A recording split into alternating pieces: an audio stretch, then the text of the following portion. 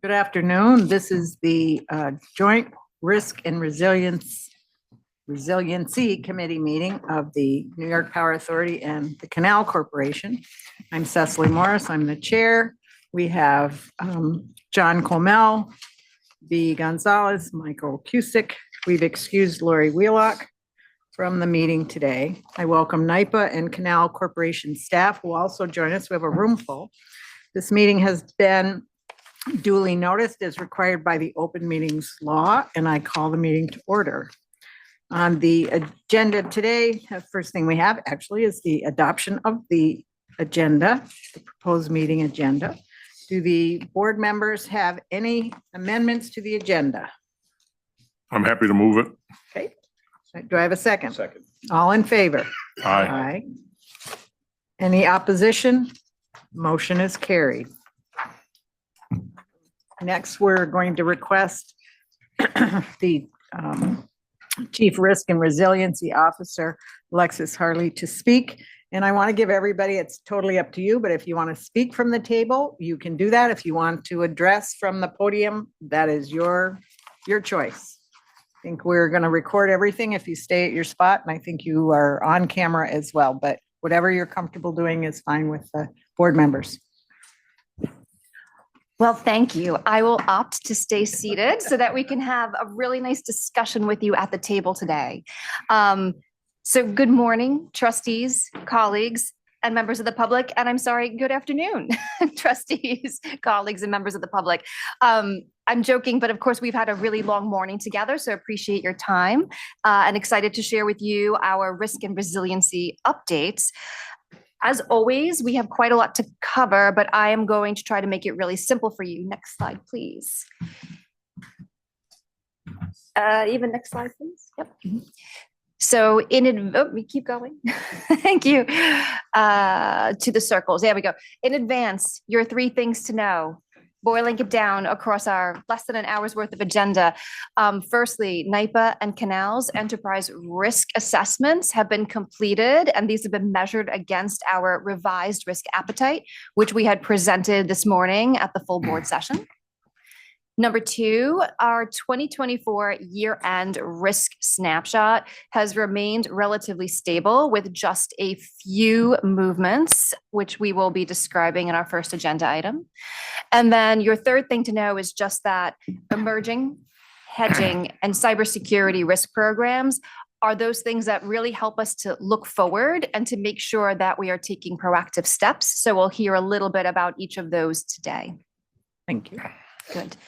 With that, if we can roll to our first agenda item, we will be having Tom Spencer, our Vice President of Enterprise and Operational Risk, bring us through the 2024 year-end review. And again, Thomas, wherever you're comfortable. Okay, I'll take advantage of that and stay seated. But before we get started, I just wanted to give everyone kind of a brief overview of the process that involved with the year-end risk assessments. So what we do is we collect data from multiple groups across NYPA and Canals for each of the enterprise risk. It's then aggregated by my team.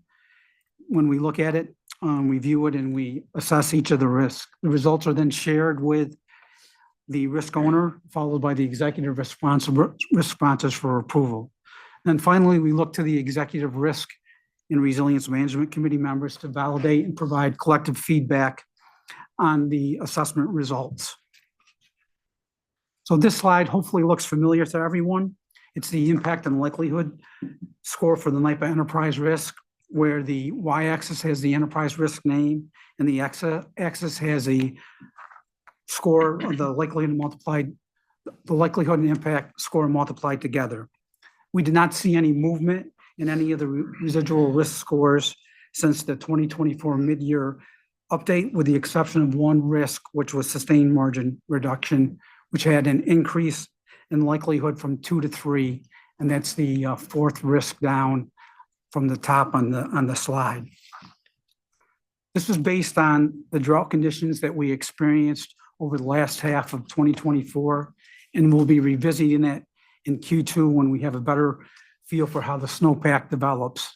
Additionally, the hydrogen numbers are somewhat lower than what we had seen over the past few years in our proposed 4-year plan, We are also seeing a lot of momentum for nuclear energy amid rising projections of future load growth that could have an impact on supply stack dispatch. When we look at the risk where impacts are challenging to reduce, we continue to place an emphasis on reducing likelihood and improving resilience in areas such as commodity price market volatility and critical infrastructure. For commodity market price volatility, we employ a hedging program to address exposure of our commodity market price volatility risk, which Dennis will speak to in detail later in the meeting. Or for critical infrastructure, we deploy ISO 55000 and have multiple life extension modernization projects, along with ongoing schedule and proactive maintenance. The key point I want to make here is overall, the NYPA enterprise risk year-end update illustrated our risk portfolio as being well managed to ensure our residual risk is in an acceptable range. Excuse me. So I'll pause there for any Hopefully not questions. enough to get choked up about, Tom. You're making me nervous. You know, usually that's like an indicator, it's a leading indicator. I If know. you can't speak, you're getting a little apprehensive about this risk appetite. Well, if we're talking about risk appetite, I would totally be, choked up. Tear would come to Oh, my okay. eye. Leading indicator, I don't want lagging, I'm looking at leading, you know? So I'll pause there if there are any questions. But if not, we can go to the next slide. Thomas, first of all, thank you for the intro about the process to get the numbers and the chart. But can you talk to us just a little bit more about the sustained margin reduction? I know you touched on what the variables are that that moved it out a little bit, but anything else we should know about it? When you say we're going to revisit it, like? Yeah, so we revisit all our risk, at least twice a year. For sustained margin reduction, there's a couple components of that. We look at what our margin projections are. There's a cost component of it also. And we look at market values and how they're going to, the forward curve, and how that is going to impact what we think our margin projections will be in the future. But there are multiple components of it. It's not just about market prices, right? There's customer contracts that are associated with it and also like I said, the cost component. But I don't know, Adam, is there anything you want to? Yeah, I also say there are two components. There's price and there's quantity, volume. So what Tom was alluding to earlier, for the last few years, we've been generating well above I would say the 20-year long-term average of water flow. Which is somewhere in the 20 terawatt hour, 20.5 terawatt hour range. We've been doing around 22, which is, pretty significant. But as we look out with our model based on Army Corps of Engineers, we see that coming down back towards where the long-term average is. So we're not planning on seeing that kind of volume we've had over the last few years for the long term. So that's aiding to one piece of it. And then as Tom's saying, the price volatility, we said we'll get into the hedging conversation.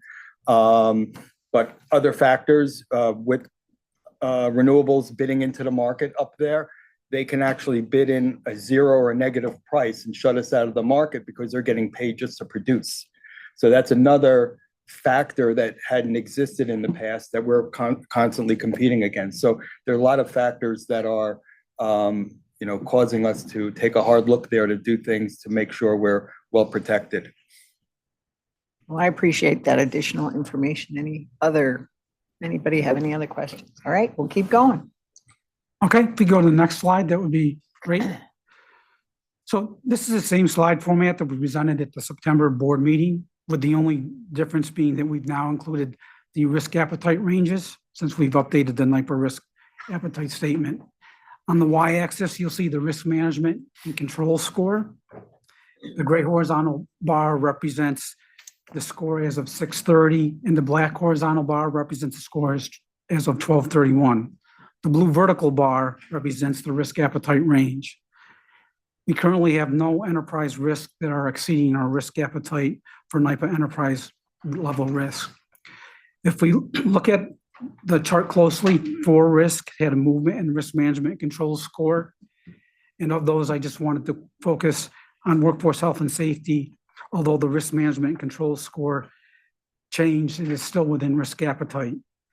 Workforce health and safety is the lowest risk appetite of all categories, and this aligns to the organizational commitment to employee safety. As such, we have aggressive targets to keep in this area. Vast majority of the data points we used to calculate the risk management and control score were in good shape as of year end. But there were a couple items I wanted to briefly touch on that drove the change. From a metrics perspective, while there were no reported serious injuries in 2024, the DART rate did end up in the yellow zone as far as our overall annual performance. And when we looked at risk drivers, from that point of view, the result of the company-wide survey that Joe had mentioned previously highlighted some areas for potential improvement around our safety program and our safety culture. I would like to say that despite those factors, the EH&S team continues to constantly monitor the workforce health and safety risks and metrics to identify areas that for enhancement while keeping us still within risk appetite, which is one of the key points I still want to make, that despite some of those downward pressures, we still are within our risk appetite for workforce health and safety. A specific risk in relationship to risk appetite I wanted to highlight was around disruptive innovation, which is right next to the gray dotted line on the chart. When we updated our risk appetite, a higher threshold was set for disruptive innovation risk. And as you can see on the graph, the risk management control scores for disruptive innovation is the largest gap from our risk appetite. This was due to the increase of the risk appetite when we viewed it through the lens of our renewed strategy.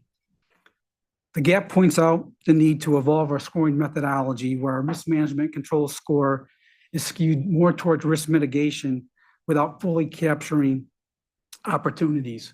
And we've begun working through ways to quantify ways of capturing opportunities. In doing so, we'll be able to provide a better view of how opportunity is captured in combination with risk management and controls to form an entire picture around our risk appetite. And it's my expectation we will see a better alignment with risk appetite when we come back to the board with the results of these efforts later in the year. Overall, the year-end assessment results illustrate the risks are being well managed and aligned with risk appetite. So I'll pause there for any questions.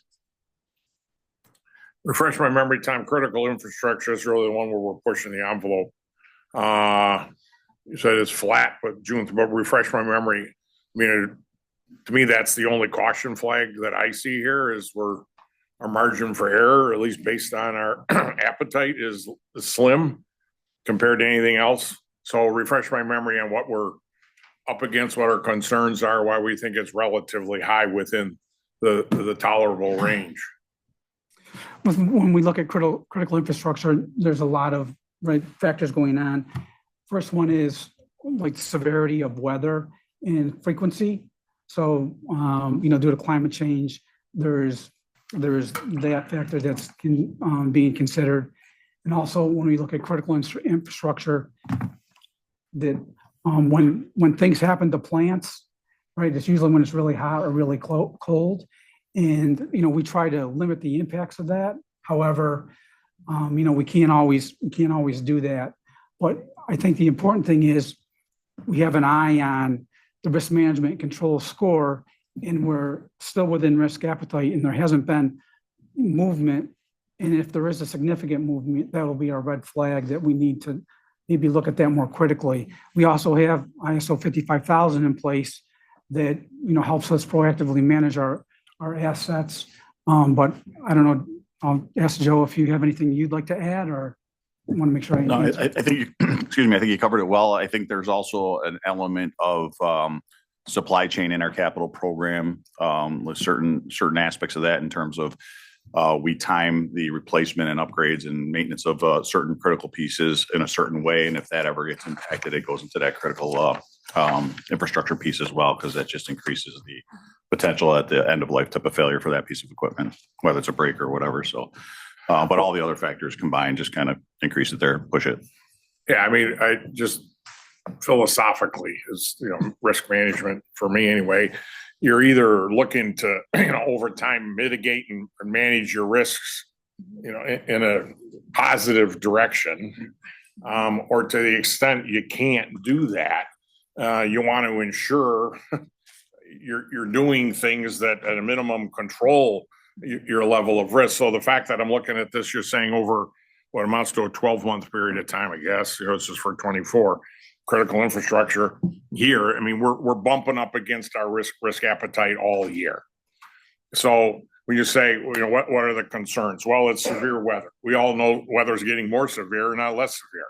So what are we doing to protect against that? It's supply chain. We all know, talked about it earlier, supply chain issues are greater today than they were 6 months ago. So it seems like the reasons you're giving me why it continues to be up are reasons why it can only trend up. And so my question is, what are we doing? I get that we can't control the weather, supply chain thing. So what are we doing to bring that risk level down rather than continue to let it bump up against? So part of the answer is, well, John, we're just going to move our risk, appetite or threshold. I mean, I don't say that for humor. I mean, okay. We've gone from being incredibly risk averse to, well, we need to accept a little more risk in terms of how we operate and all the rest of it. So I'm not trying to go way off the reservation or down the rabbit hole here but to me, that's the only area here where I see, from our level anyway. All right, well, what could go wrong? What could bite us? If you come back in 6 months and say, oh, critical infrastructure, we had a couple fails. It was this, it was that. It's like, okay, should have seen it coming. What didn't we do to protect ourselves? How do we ensure we're covered? So I think there's one, and I know Alexis and Joe will probably chime in too. When you look at the risk appetite range, right, it's a range for a reason. So for, critical infrastructure assets that are truly, grid dependent, we have a lower risk appetite. And then for those assets that aren't dependent, we have a higher risk appetite around those. So the range is one factor that we need to consider. What I'll do. So go ahead. No, I would just say though that we are, from my perspective, we talked about a couple different scenarios, but those things, there's mitigations in place that just haven't taken effect yet. So it will trend to the right direction. So we are working with, and that's all I'm asking. You provide us assurance. Yeah, I think I'm not trying to get into your for business. example, working with John Canale's group, we're coming up with contractual arrangements with vendors so that we can get ahead of some of the things that we're now seeing. There's been some other changes in the technology that we're seeing, so we're kind of getting ahead of it. I don't think we're seeing the mitigations taking effect. And that's great. So continuing the conversation, I'm saying, okay, when will we see that happen? We didn't see it throughout all of 24. It's staying relatively elevated. I mean, pushing the limits here, as I said, more than any other. And it's significant infrastructure. Yeah. We have infrastructure fails. We're in the G&T business. Right. Boom. I mean, we got Houston, we got a problem. So it's okay. When do we see that trend? That's what I'm looking for is let's see it trending down. Right. So we're back in March, is it trending? We're back in May. Is it trending? Not trending. Okay. What else do we need to do? What else do you need? So that's all I'm looking for. And I'm not admonishing. I'm not trying to debate. I'm just trying to engage at a level where we're navigating this and being forward looking. Yeah, and again, just to add a little bit to what Joe is saying, on a longer term basis. So, we also did that climate risk study, right? Very long term. Right. And even the short term stuff, the way it works is it helps inform Joe's group on the asset management side to say what kind of hardening of the assets we need to do. We talk about long lead time with supplies. We went out and bought, a spare transformers so that when something goes down, we don't have to order and wait 9 months, right? So things like that, we're trying to get ahead of it, knowing that we have these challenges to be able to act more quickly when there are disruptions. So I think it just helps inform. Agree, but I just think to your question, it's not something you're going to see in like the next few months. It'll be about a year, I think, before we see the results of all that. Oh, and then how do we manage the exposure that's inherent in that? That's all. So I'm just trying to say, okay, what are we doing? So, okay, John, this looks like it's in the 80+ percentile here, and how do that's not a comfort zone. We're pushing the fringes a bit. Right. So Nope, you're right on. And you don't need to Yeah. answer it now. I'm just come back and, fair you know, enough. look at it there so that it doesn't keep working against us. And then it's the shoulda, woulda, coulda. That's all I'm asking. Okay. Understood. And Alexis, did you want to add anything to that? Oh, it was just something very similar to Adam that I was going to share. We have been doing a multi-phased climate adaptation and resilience study, which is a little bit of what Adam was referencing. It's beyond just maybe looking at, ordering certain components earlier. It's actually looking at weather patterns from now through end of century, looking at the different operating assets that we have in existence, and also considering some future operating model changes we're contemplating through the ordinary course of business. But this is like about a 1.5-year study. And that's the starting point for us to actually start to work with the asset management team and into the capital budgeting plan to see how we build additional resilience in. I think that will be a component that might move that marker. But to add, to Joe's point, that's not happening in 6 months. It's probably a good year out. So we'll have to keep monitoring and managing this risk in the meantime. But this just comes back to me to the relevant board level dialogue. And that's why risk is a standing agenda on the board agenda. Right. All right, to have targeted discussions on this kind of topic so that we're on top of and don't let it ideally get away from us. You're being responsive to the workforce issues. You're doing things in response to the workforce's response to their perceptions and realities of workplace safety and all the rest of that. Same thing here. I mean, the bars are the same. And so I'm just looking to ensure at a board level. So I'd say, okay, come back to us in March and provide us greater assurance on critical infrastructure and workforce, what do you call it? Workforce health and safety. All right, where are we? Is it trending? What are we doing? What else needs to be done? Something like that. Okay. Is that fair? Yeah. Makes sense? No, Okay. it's a good conversation, helps me clarify. I'm already looking at the canals piece. And these questions or the answers to these questions are going to be really critical on the canals piece because of the values there. Right? And so all I'm saying, Alexis, back to our earlier conversation, let's cherry pick, these items to come issues in. out of Yes. this generic conversation. We cover the generic and committee level, but let's cherry pick what I'll call hot topics or whatever you want to say. And that's what gets addressed in the standard and standing Yes. board agenda. Yes. Okay. And we had done that a That's few times last year how with I those think, highlights. Yeah. so that's just kind of an ongoing dashboard or update kind of thing. Okay. Okay, got it. Fair? Yeah, absolutely. I like that idea, but also what I'm hearing from myself, from a simplistic level is we're doing what we can. We're controlling what we can, recognizing that those things that we can't control, we have to keep a really good eye on. Okay. And I just want to make sure, Cecily, we shouldn't be doing more. Yeah. That's my And if point. we need to, just let us know, if there's more, if you want to address more at our next meeting or even before, just let us know. Yeah. Because We the want to biggest, stay on top of it. the biggest thing I've heard that concerns me is what we've done won't benefit us in the next 6 months or 12 months over time frame you gave me. So stuff can happen in the next 6 months or 12 months. And you're saying the mitigants we put in place aren't going to help us. So what are we doing in the interim? What's the safety? What's the firewall we've put in place to make sure critical infrastructure isn't compromised until the additional initiatives we've put in place kick in? Vic, does that agree with me, smile, or was that No. what the hell are you He's talking agreeing, about? yeah. All right. Right? Firewall. He knows Yeah. that word. Okay. Well, anyway, you get my point there, right? I mean, Yes. okay. Surely. Good. I'm not going to lose sleep over this. I just want to make sure we've got, good dialogue on it. Yeah, I think we can be responsive to that. And I think there's a couple examples that are real near term that'll be responsive to it. So we'll Good come back to answer. you with that. Okay, thank you. I'll call you tomorrow, Joe. Thomas? You wanna keep Okay, going? we can go to the next slide. So this is the exact same chart we had for NYPA, but only for canals. And when you look at this graph, you can see canals portfolio falls predominantly in the low residual risk range outside of the top 3 risks. And I would say there were no changes in the risk scores since the last reporting period. But when you do look at the top 3 risk, we are, despite no changes in the scores, we still are making progress in our mitigation efforts. And to your point, Chair, one of the examples that we are doing around critical infrastructure is Dave Mellon and Joe's team have developed a critical infrastructure risk working group that was established, and that will act as a clearinghouse for risk and ensure that the most efficient deployment of resources are being made to address those risks that are the most relevant and closest to us. They had their first meeting, I believe, in January, and I'm a member of that committee.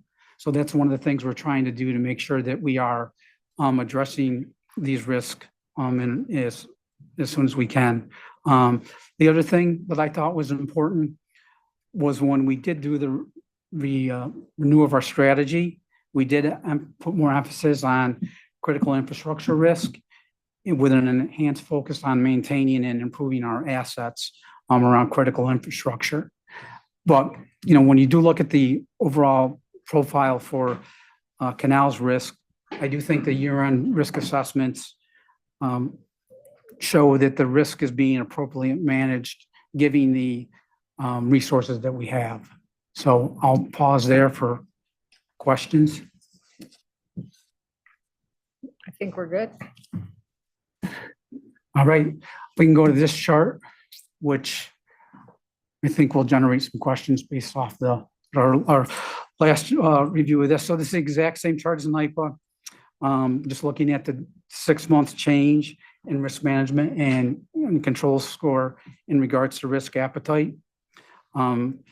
These risk appetite ranges reflect the newly created risk appetite statement. And when you review this graph, you can see that most of the canals enterprise risk management control scores fall mainly within the risk appetite range or slightly below, with the exception of the two most notable exceptions, which are where the risk management control scores are above the risk appetite ranges on the left-hand side of the graph.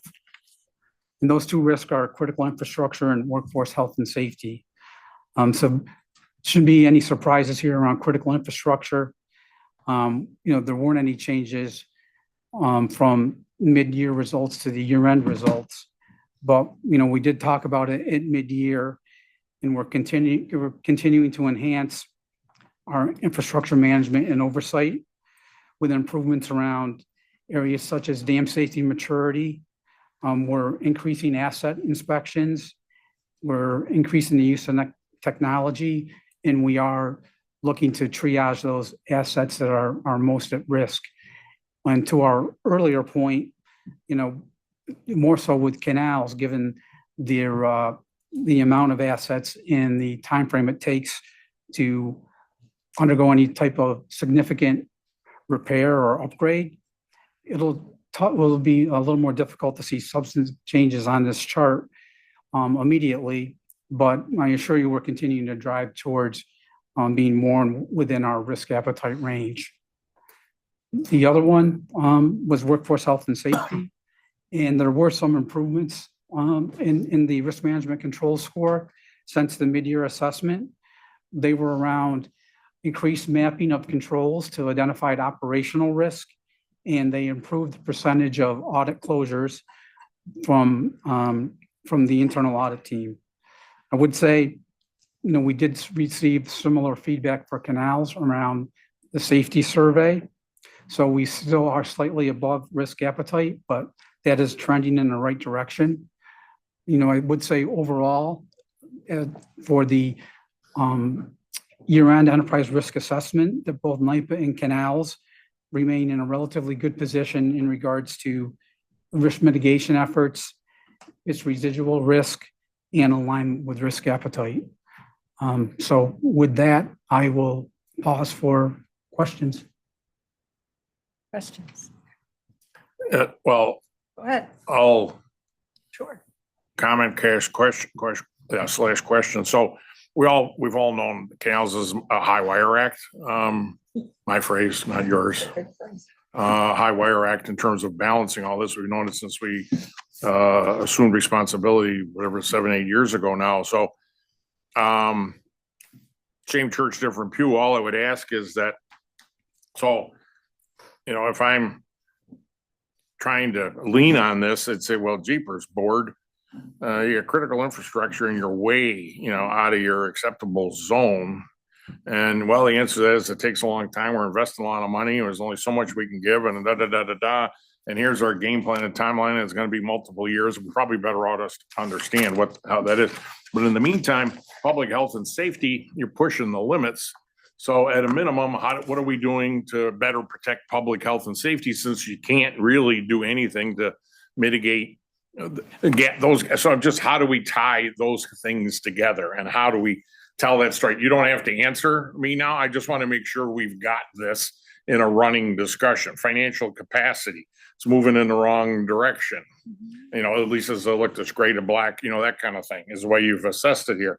We're pushing the outer limits. Well, we've got limited capacity to address just how we knit all this together in a way that, okay, when we're otherwise being challenged to deploy significant resources in other directions, it's like, well, yeah, that's why the state has to pony up. That's why the state has to do more. That's why, I get all this. I'm talking to the informed here, but it's just, okay, we've got to make sure we knit all this together and don't have somebody look at us and say, well, you guys were asleep at the switch. You assessed the problem and you ignored it, or you fiddled while Rome burned. No, we're not fiddling, but we get that it's a burning platform that we're working hard to cure and remedy. So back to how we monitor our progress. Well, I realize it doesn't come in 30-day increments, but what are we doing to ensure we're trending in the right direction? And in the meantime, have done short-term things to ring fence public health and safety concerns while we address the root cause issues of critical infrastructure. Okay. To me, that's the kind of stuff that we just need to ensure we've addressed in a public way when we have this kind of information available and we're focused on. Okay. May I give an example of Sure. maybe that might be illustrative of what you're talking about? So if you recall, like we had in the Western embankment, we had some issues that we identified that are critical infrastructure. So if we took an operational change on that, lowered the water to mitigate that risk in the real time. Embankments are still the way they were. We're still ongoing with our maintenance program there and maintenance, but in the meantime, we put mitigations in place on a day-to-day. We're doing a very similar response at Madison Dam right now. And the water level hasn't come back up. We haven't had to. Right now, we're unwatered, obviously, for the season, but when we do, we don't bring it up to that higher level We aren't going to let it back up. Correct. Just so we've got that. Correct. And we balance with the stakeholders, what their needs are with whatever they're using that water for and what levels they have to do. But that's the kind of thing on a routine basis when we see those things. I had other examples on the utility side that we'll share next time as you suggest, but those are the same kinds of things where we can monitor through our ISOC, for example, transformer we know is suspect, and we can know in real time while we're putting the mitigation in place in terms of replacement.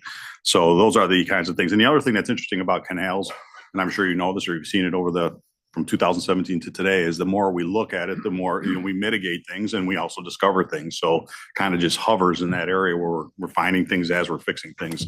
So it's always tough to get that score down immediately, but we'll continue to do those real-time mitigations as we discover. And sorry, it cut me off because I can go on this for a while. Obviously, I enjoy this. They say that, this is intellectually, I enjoy this, but what's the reputational risk for us as an organization? I would argue public health and safety is far greater than execution on any renewable strategy or anything else we've just appropriated hundreds of millions of dollars for. And so we have to preserve and protect public health and safety. Infrastructure goes down and we can't protect the G&T business, boom, we're at risk. So this is where I just want to ensure you look here and you go, well, it's all about the same and all the rest of it. I think if you stack ranked what really matters and what do we need to protect and where's our downside exposure and where do we have to, allocate resources, risk adjusted capital allocation on this kind of page. Yeah, to me, it's a worthy exercise, not just intellectual, but really to make sure we're doing enough of the right things. And Joe comes in and says, we got to lower the water here. And wow, there's a lot of crowd noise, the boaters this or that, or, whatever. No, boom, we just can't, because this is the ripple effect. This is the cascade, the dominoes that could fall. Just that's to me, I want to make sure we're okay. And as a board, we understand and you appropriately challenge/support you on all that. Okay. Understood. Adam, makes sense? Yep, absolutely. All right. Okay, so and that's all I would ask Alexis is you figure out how to cherry pick and address this on a regular ongoing basis, the higher risk stuff that where we have gaps, Yes. what we're doing to reassure and reinforce. Yes. Okay, We'll build it in. And just to that point, though, I mean, what also has been going on is looking at the universe of resources available to canals. And as I said, we're leveraging again the state, so they're starting to acknowledge that. But how we're spending the resources at canal are being done on a risk-based way. So the resources are going first to critical infrastructure before, you know, a feel-good type project.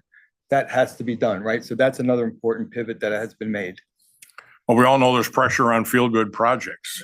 Right. You know, there's pressure on, politicized, optics that we need to be responsive to. I get it. That's life in the, fast lane.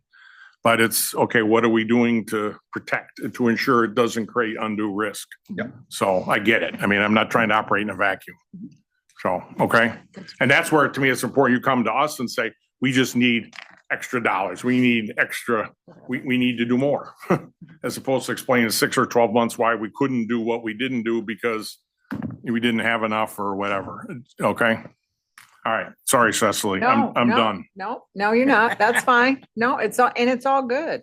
And I like the idea of getting reports on the key issues.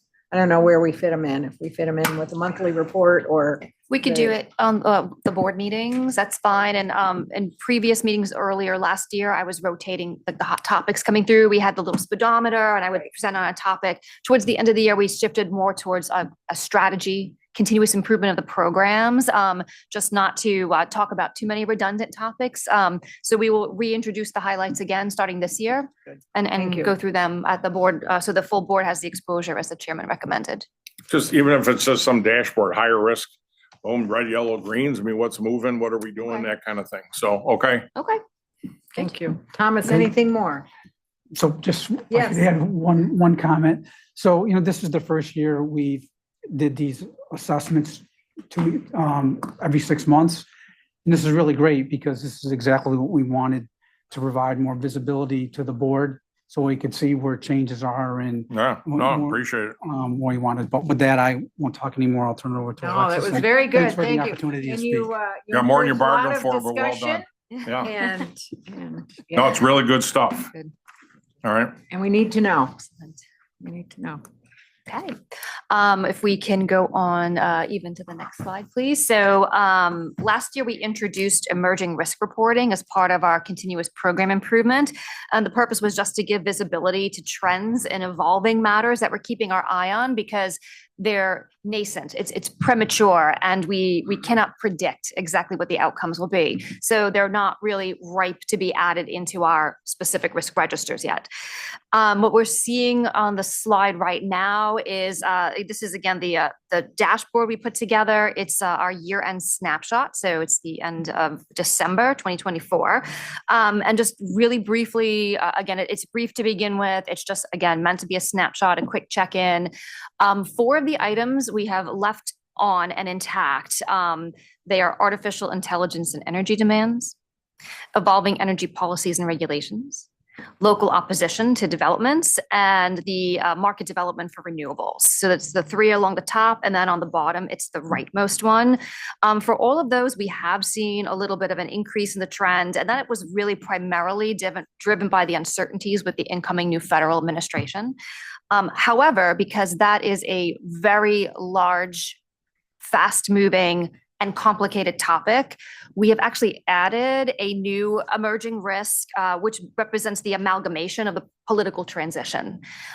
This is just to give visibility to the fact that, of course, as an organization, we are going to be spending time and having cross-functional conversations as we follow along with the news and we follow along with the various intelligence agencies that we work with and sources like Gartner and our partnerships with other consulting firms to keep us apprised of the different changes. That is one of our deep dive items. We'll get to that in a moment, so I won't cover it now. The second item that we added was a political resurgence. Again, really hot topic that's relevant for NYPA to be keeping its eye on. What we then did was de-escalate down to watch list, and that's the gray bar towards the bottom.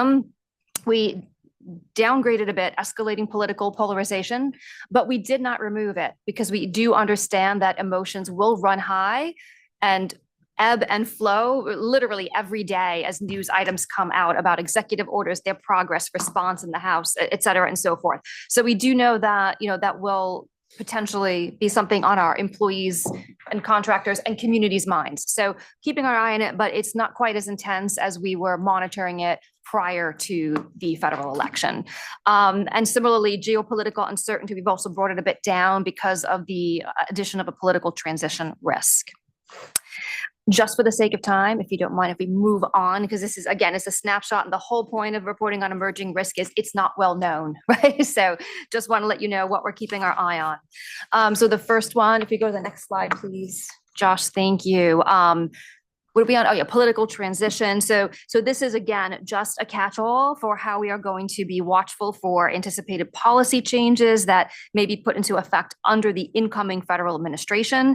It just introduces uncertainty to us. If we look in the center, some of the key considerations that we're going to be following and having discussions about include energy policy itself, of course.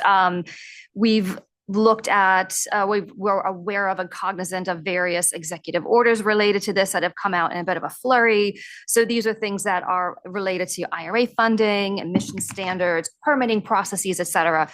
There'll be a whole slew of this.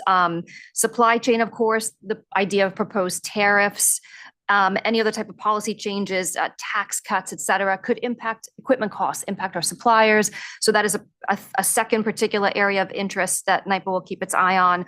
And then workforce related matters, restrictive immigration rules. It could impact talent retention. However, of course, it'll also be impacting our partners, our suppliers, the public at large. And so we're just cognizant that, depending on how this falls out, it could be some strain in the talent market in general.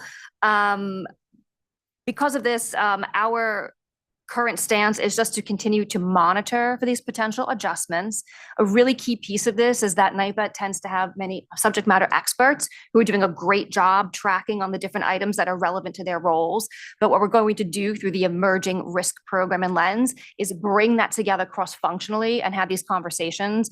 We're actually looking to set up a workshop style event within this first quarter, just to start to address and bring forward what are our concerns, what are the potential concerns, what are the potential opportunities, and when do we think we might need to think about a response strategy? When do we think that there's some risk items that become more real, not just emergent to us? So that will likely be a very frequent, ongoing conversation that we hold over the course of the next several months. So just wanted the trustees and the committee in particular to be aware that we are keeping our eye on this. Let me pause. Any questions, comments? That's great. Obviously important. We know you're paying attention to it because emerging will happen. Some combination of these they will occur. Already Yes. occurred. It is real. Yes. Already. Yes. No, I know, I'm being Keeping an eye facetious. on it is good. We've talked about nuclear for a while and it's like, well, maybe, I don't know. Well, no, it's coming and boom, here it is, Yes. Yep. Yes. Political is political. That's always perpetual. So as long as we're on top of it and factoring it in. Yes. Okay. Again, being mindful of time, if we can move to the next slide. Again, just for awareness, we did raise a new risk around, well, not risk around nuclear resurgence, but however, this one is one that presents more of an opportunity side for us. So again, all risk is not bad. All risk is not something that we're bracing ourselves for. But in a very positive way, we've gotten to hear a lot today about our renewable strategic plan. However, there is also interest being expressed in the state about being open-minded to nuclear, not just, of course, in New York, but elsewhere, but relevant to NYPA, New York. So some of the considerations that we're following are industry trends, such as some major companies that have expressed interest in small modular nuclear reactors because of their data needs, especially for AI-driven data centers, right, which links back to one of our other emergent risks. Stakeholders, generally mixed sentiment. At our own public hearing for renewables, we had heard some speakers just volunteer that their organizations were interested in seeing nuclear in New York. At the same time, New York does have a history of local opposition to nuclear facilities. So it'll be an interesting area that we'll have to kind of balance the different opinions of stakeholders as we look to try to aid the state in its clean energy goals.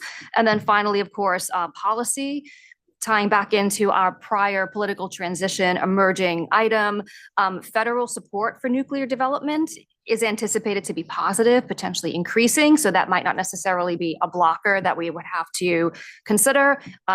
Our state governor has expressed interest in seeing nuclear as part of the portfolio overall for the state. So again, positive if we have interest. What are we doing about this now? Our innovation organization under Daniela actually has an exploratory working group into the technologies. So we're understanding that a little bit better. And then through our customer organization, there have been discussions we've had with our customers who have expressed interest. Is this a potential solution as they look to, again, decrease carbon in their own operations? So again, these are nascent and new. So these are things that we are having introductory conversations about. The timeframe for nuclear we have here is about 1 to 5 years, but more realistically, when we speak with the innovation organization, I know that they've said that, more likely with impact to us, it would probably be 5 years out. So our longer time horizon, but again, we'll be reviewing our emerging risks on a quarterly basis to track these trends, and we'll amend that as appropriate. I wondered, Daniela, do you want to add anything to this one? I wasn't sure. You've covered it. I think you've covered it. All right. It's a hot topic. As the chairman said, it has been for a while. And certainly, NYPA has a history with nuclear here. The state has expressed interest, and we've been positioning ourselves to be informed about the potential and how it can support the needs that we have here in New York. So thank you. Good, thank you. And I think 5 years is I'm not going to say hopeful, but even in Justin's presentation this morning, he said, you're talking 10 years. And I think that's probably more likely from what you're seeing around the country. Yes. They don't just drive them in, put them on site and power them up. Right. But yes, no, I think it's. But the great that clock's we're running. watching The for it. clock has started in 5 Absolutely, it years, has so. started and we got to watch it. Yep. And my only, I guess, question is, I would hate to see it's not a watch list, where you're emerging. Merging risk. Yeah, I mean, emerging, we got to be in the nuclear game. Yeah. It's merely a question of how and how much and in what way. So emerging isn't so emerging that we aren't in it. I mean, we're emerge, let's not, you get my point there. I'm not trying to be funny, but we're in, it's there, it's real, it's game on. Yes. It's just how we choose to play and in what fashion and what form and all the rest. Okay. Mm-hmm. Okay. Good. It's going to move from emerging to immersive. Whatever. Yeah. How immersed we're going to get. Yes. Right. Thank you. That concludes the emerging risk update then. Okay. We want to move on. I believe we're up with We're our gonna move to emerging Dennis. strategy. Yes. Dennis wants to come up. Podium. Oh, our Okay. first podium taker. All right, go Dennis. All we need to know is did it work, Janice? That's it. Did it work? You don't have to get us, otherwise I'll go off on another bender. So did it work? Is it working? All right. So good afternoon, board members, Guess he's NYPA. not taking that bait yet. I'm again. Pretty smooth. He's He's just. got a script. He's going with it, Yeah, trying to I have come to. up here. Okay. So it's a new year, so it calls for a refresher of our merchant hedging strategy. So I'll quickly go over what my team's going to be working on as far as mitigating that financial risk around market price volatility. So when we talk about merchant hedging strategy, it's always good to remember NYPA's full generation and how it's split really into two categories or two portfolios, as I call it. One being generation that's sold at a fixed contractual price, and the other being generation that's sold at market price, which exposes it to that market price volatility that I just mentioned right now. Our merchant hedging strategy addresses that orange box you see there, which is generation that is unallocated and sold directly into the New York ISO markets. There is a small segment there under market priced generation that's called power proceeds, but there's a little bit of a combination between a fixed price versus a market price blend. So the merchant hedging strategy directly relates to just that orange box right there. In the past, I had mentioned that this split between allocated and unallocated megawatts was about 80% to 20%, and you'll see that here in this chart. Next slide, please. Okay, so as part of the board-approved hedging policy, my team is responsible for presenting the latest hedging strategy for the next set of outer years. Typically, that's 3 years. This past December, the Executive Risk and Resiliency Management Committee heard and approved our hedging strategy for the years 2026, 2027, and 2028. Nothing's really changed. We are maintaining our programmatic method of layering on hedges throughout the year to hit an annual minimum volumetric percent target, as you'll see on the left-hand chart there. For example, for the year 2026, we're going to hedge up to 45% of the forecasted energy volume. And for that same year, we're going to hedge up to 65% for our forecasted capacity volume. And according to these annual targets, we set also a monthly schedule with each individual targets of its own to accumulate to that final year-end number that we're trying to achieve. We did some initial calculations for, once we achieved this strategy, we did some initial calculations for what it would, how much it would reduce the price risk for the prompt year, which is 2026. And that comes out to about 50% at this point. So on the left-hand side, that's everything that we're going to do as of this year, the new year. The right-hand side shows a chart of what we've accomplished last year, right? So the bars represent the actual hedge percentages that we've hit for each of those outer years, 2025, 26, and 27. And that's the left-hand axis. The stars, the orange stars, represent the actual risk reductions as a result of those hedges, and that's measured by the right-hand axis. And so as you can see, if you kind of relate the 2025 results there, we are trying to get something similar to that risk reduction by a little bit above 50% for 2026 at the end of this year, if that makes any sense. I'll pause right there if you have any questions regarding this chart. Doesn't look like. Working as designed. Yes, sir.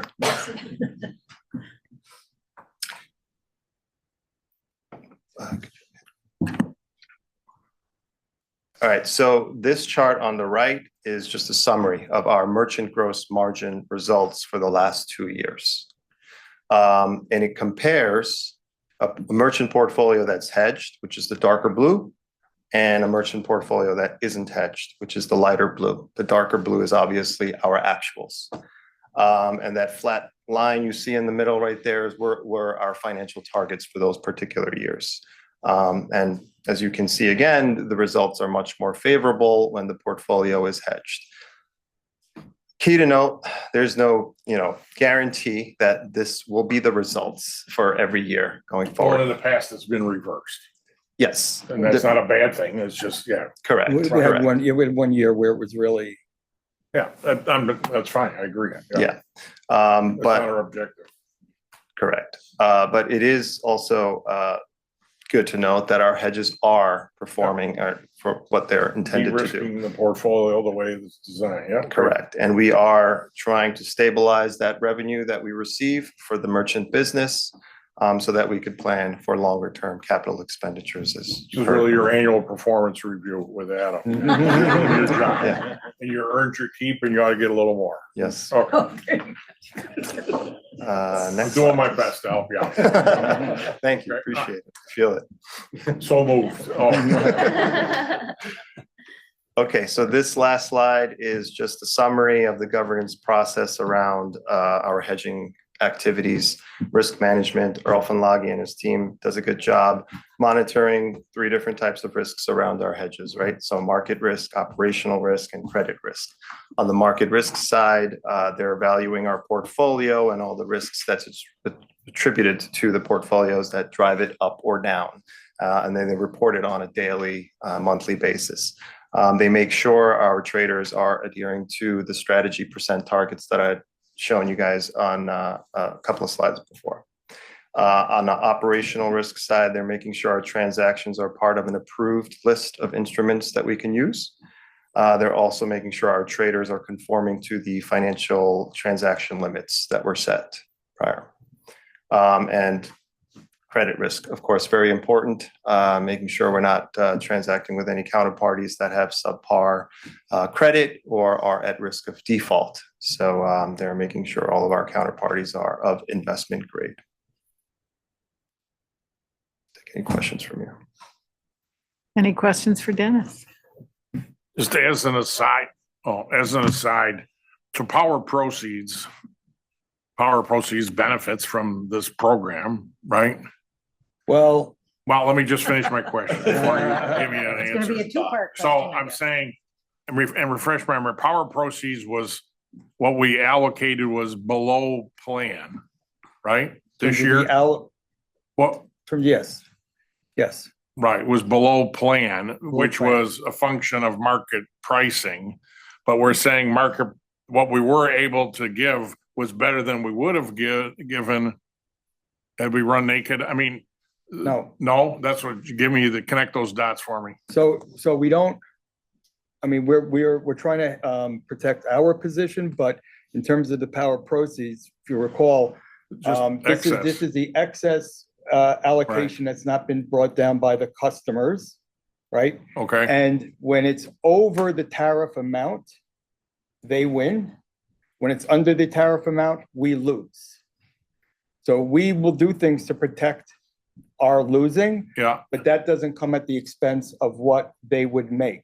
So we ignore the hedging that we might be doing when figuring out what we owe the power proceeds board. So they will get whatever the actual prices were that were observed in the Okay. marketplace. okay, So long as it's above the tariff, they get that additional money. Again, we take the risk on the downside, but we are doing things to protect the NYPA downside, but not at the expense of what would otherwise go. So in that year when, the market went up in 22. Yeah.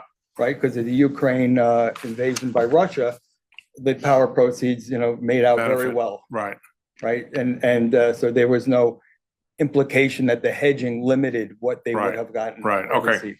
got Does it. that make sense? Yep, to no, you? I Okay. got it for the moment. I'll forget it, I'm sure again, but yep, I got it. Just, nobody's getting screwed here. No implication, I'm just, Yes, how it works, yeah. Yeah. understood. because we fell below target and that's obviously important, whether it's Right. North Country or, Yes. Western New York, that we continue to refill the pot, so.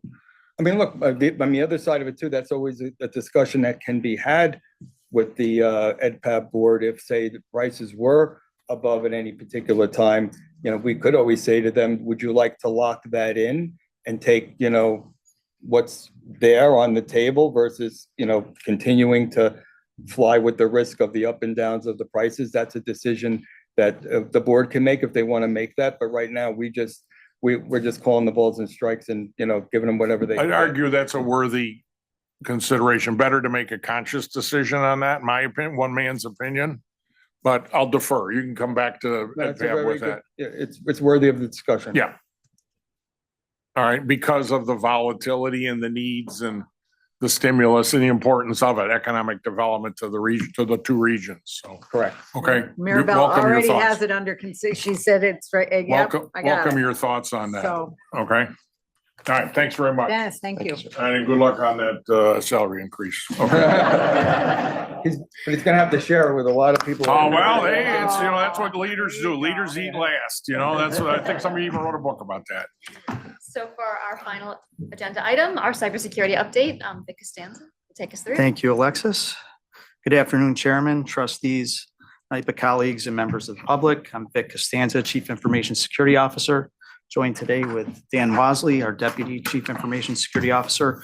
And for the cyber update, I'm excited to cover our continued journey. Vic, excitement. I love it, Yes. buddy. Way to go. You're bringing it. We gotta You're bring some bringing it. You're excitement. finishing strong. You're closing with excitement.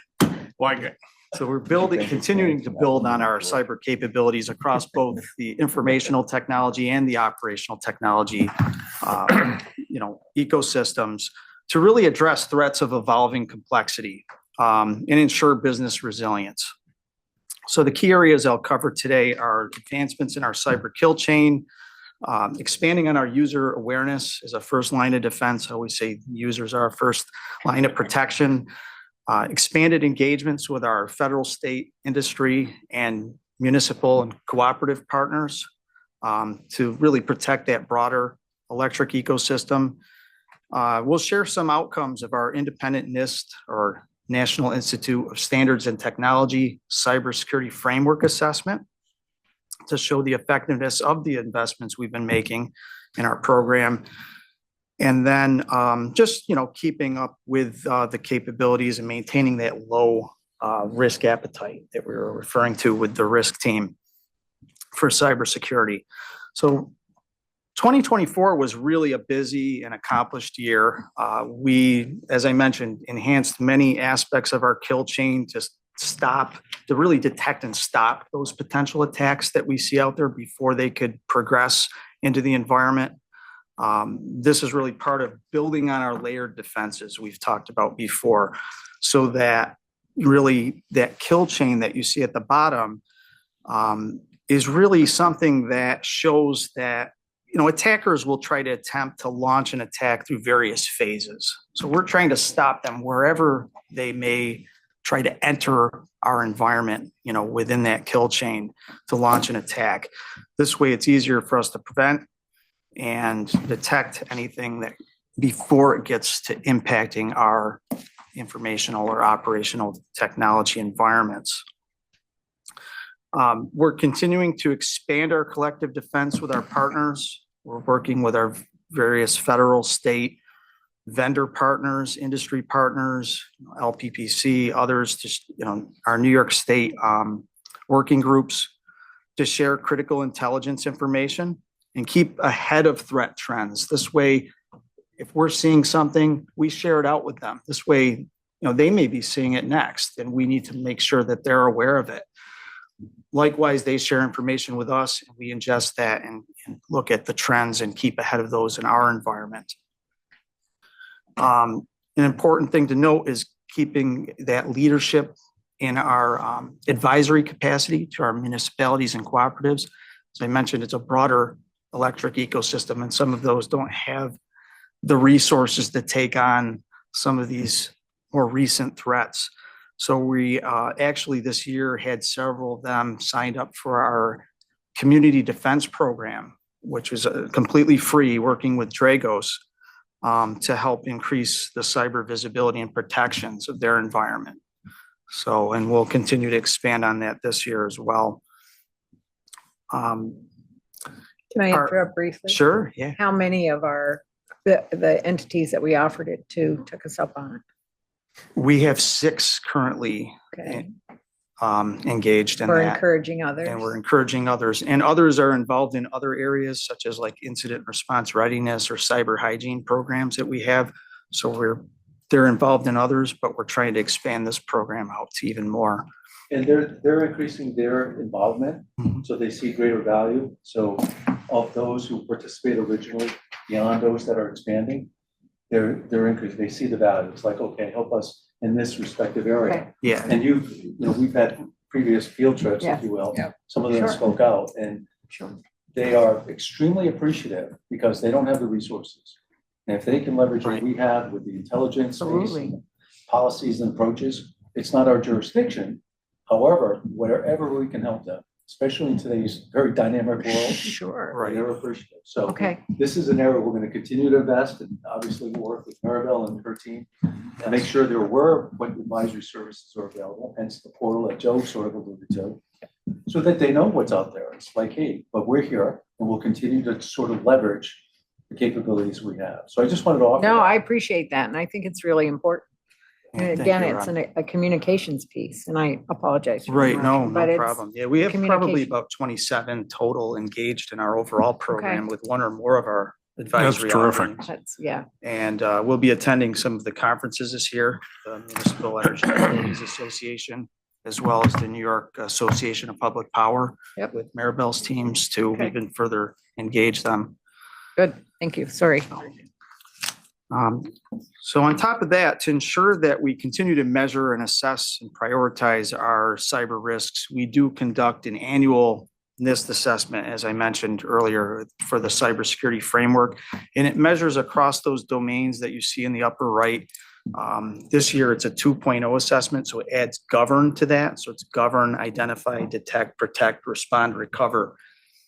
And this year's assessment showed advancement and maturity across all of those key domains, shown in the upper right, showing that effectiveness of those investments. And, we have to keep our foot on the accelerator. The threats continue to evolve. The landscape continues to evolve with the various threat actors. So as we expand our journey into 2025, we're, enhancing other areas such as identity and access management to ensure least privilege of all the different users that are connecting to our digital ecosystem. Managing the attack surface. So what's the attack surface? That's basically where the attackers look to potentially enter our environment. We want to make sure that those entry points are completely hardened and secured. And how do we do that? We continue to work on the secure by design principles, working with our IT and OT staff and ensure that we build in security to all of our new technology as part of the implementation early on.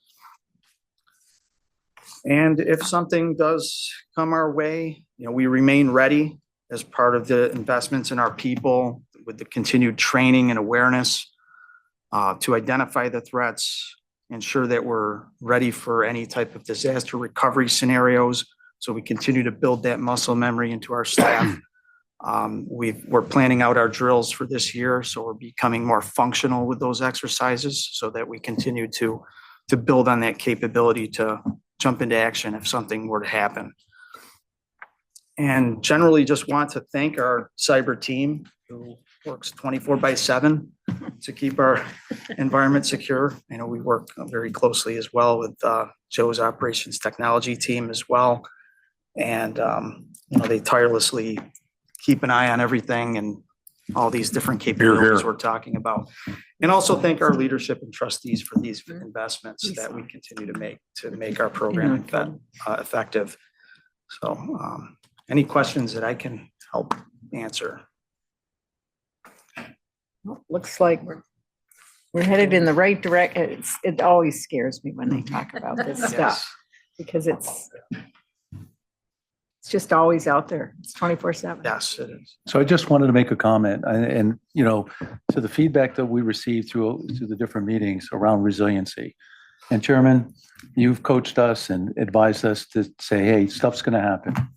And I want to reassure you from a sort of the digital side, whether it's cyber related, hitting critical infrastructure or the control systems, there is progress working with our risk teams and all the different functions to make sure we have the ability to recover.